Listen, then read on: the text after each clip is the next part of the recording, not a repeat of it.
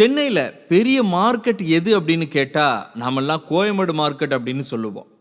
ஆனால் கோயம்பேடு மார்க்கெட்டுக்கு முன்னாடியே ஆங்கிலேயர்களுடைய காலத்திலேயே மதராசப்பட்டினத்தில் ஒரு பெரிய மார்க்கெட், குறிப்பாக அன்றைக்கு ஆசியாவிலேயே பெரிய மார்க்கெட் ஒன்று இயங்கிக்கிட்டு இருந்துச்சு. அது என்ன மார்க்கெட் அப்படிங்கிறது நம்ம யாருக்காவது தெரியுமா? எந்த இடத்துல இயங்கிட்டு இருந்துச்சு, அந்த மார்க்கெட் இப்பவும் இருக்கா அப்படிங்கிறத இந்த வீடியோவில் நம்ம பார்க்கலாம்.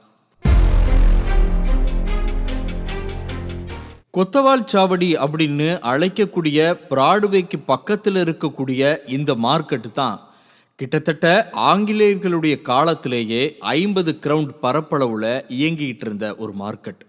எப்பவுமே பரபரப்பாக இயங்கி கொண்டிருந்த இந்த மார்க்கெட்டின் வரலாற்றையும், இந்த மார்க்கெட் பிறகு எந்த இடத்திற்கு இடம் பெயர்ந்தது அப்படிங்கக்கூடிய தகவலை இந்த வீடியோவில் நம்ம பார்க்கலாம்.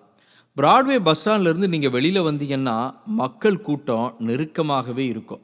அந்த பிராட்வே பஸ் ஸ்டாண்டுக்கு எதிர்த்தாப்பில் இருக்கக்கூடிய அந்த பகுதி தான் கொத்தவால் சாவடி. ஆங்கிலேயர்களுடைய காலகட்டத்தில் இந்த பகுதி ஒரு பெரும் தோட்டமாக இருந்துச்சு. 1769 தான் கன்னிகா பரமேஸ்வரி அப்படிங்கக்கூடிய ஒரு கோயிலை ஒரு தனியார் அறக்கட்டளை மூலமாக அங்கே கட்டுறாங்க. அந்த இடத்தை சுற்றி 50 கிரவுண்டு இடம் இருக்குது.